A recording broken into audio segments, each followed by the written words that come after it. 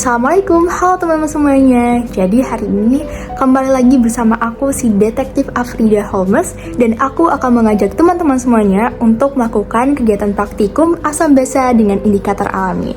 Disimak! So, ada alat dan bahan yang kita gunakan pada hari ini. Karena aku nggak punya gelas kimia, jadi aku manfaatkan untuk gelas bekas pakai, atau misalnya aqua gelas atau botol bekas gitu guys. Dan di sini aku ada 9 botol. Karena nanti dia ada 3 macam dan ada 3 macam, jadi nanti 9. Tapi kalau misalnya mau lebih juga bisa, tergantung larutan yang kalian gunakan dan indikator yang kalian gunakan. Lalu di sini ada larutan deterjen dan air. Aku pakai merek Soclean yang ini. Lalu ada cuka dan ada larutan lemon. Nah, untuk indikatornya hari ini aku memakai yang pertama ada warna kunyit. Ini warna 1, warna 2 ada teh, dan yang ketiga adalah warna bunga telang. Oke, let's go. Hal pertama yang harus dilakukan adalah menakar atau menentukan perbandingan dari bahan yang akan kalian gunakan. Jadi jangan sampai kelebihan atau kekurangan ya guys, karena nanti akan berpengaruh terhadap hasilnya.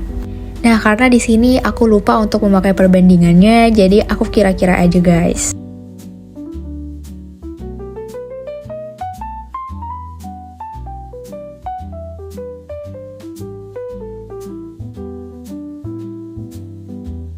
Nah teman-teman, karena udah aku peras lemonnya dan ternyata sedikit, hanya masukkan sedikit saja ya, jadi kita campur pakai air aja.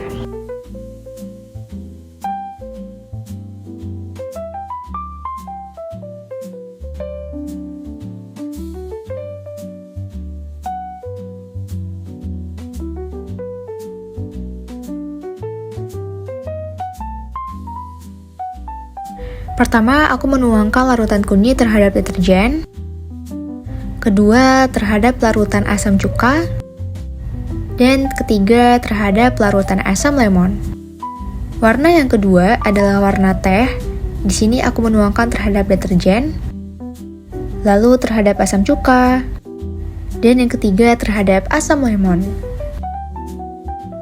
Warna terakhir adalah warna bunga telang. Setelah dicampurkan dengan deterjen, selanjutnya kita campurkan ke dalam asam cuka.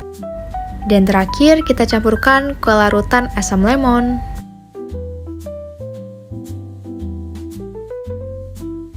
Dan ini dia hasil dari praktikum pada hari ini. Ayo kita analisis bersama.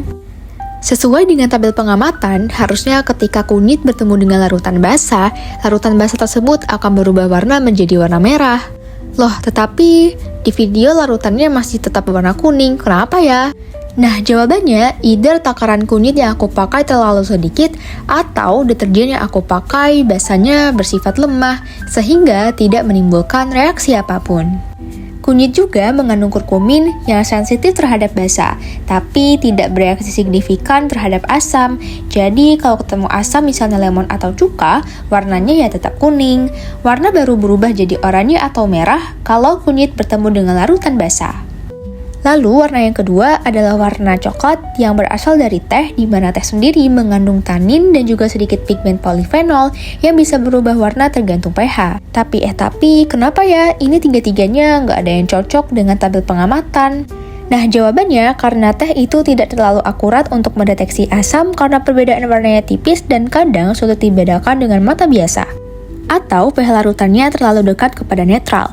Lemon dan cuka memang asam, tapi kalau larutannya sangat encer, efeknya terhadap pigmen teh bisa terlalu lemah untuk terlihat perubahan warnanya. Pada warna ketiga atau warna biru dari bunga telang, ketiga larutannya memiliki hasil yang berbeda.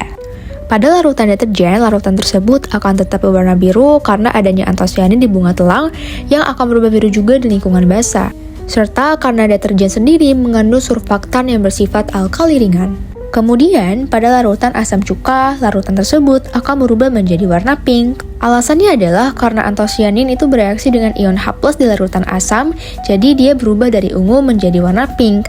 Dan warna pink dia menandakan asam cukup kuat untuk mendorong perubahan warna penuh.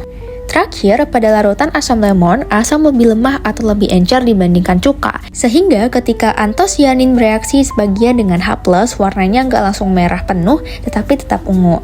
Jadi ungu menandakan asam lemah atau pH lebih dekat kepada netral dibandingkan cuka.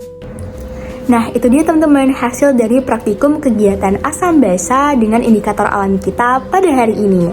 Dan sebelum aku tutup, ada 3 hal yang mau aku sharing ke teman-teman semuanya. Poin yang pertama adalah dalam melakukan eksperimen, teman-teman jangan lupa untuk menentukan perbandingan yang sesuai. Jadi jangan kelebihan dan jangan sampai kekurangan.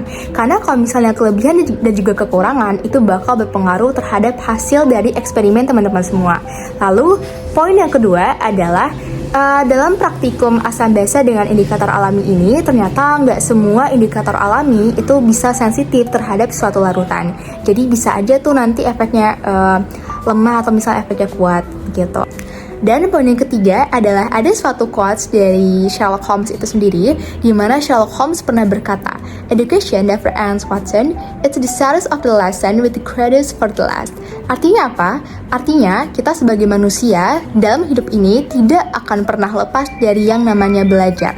Karena kita butuh yang namanya belajar dalam kehidupan kita sehari-hari. Karena belajar juga enggak cuma tentang IPA dan IPS dan matematika dan sebagainya, tapi belajar bisa tentang belajar agama, belajar akidah, fikih, atau misalnya belajar bagaimana cara kita menghadapi dunia, belajar bagaimana caranya kita bisa mengembangkan diri kita sendiri.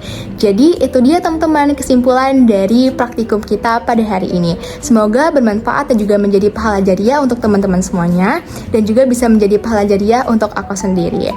Terima kasih. Wassalamualaikum warahmatullahi wabarakatuh.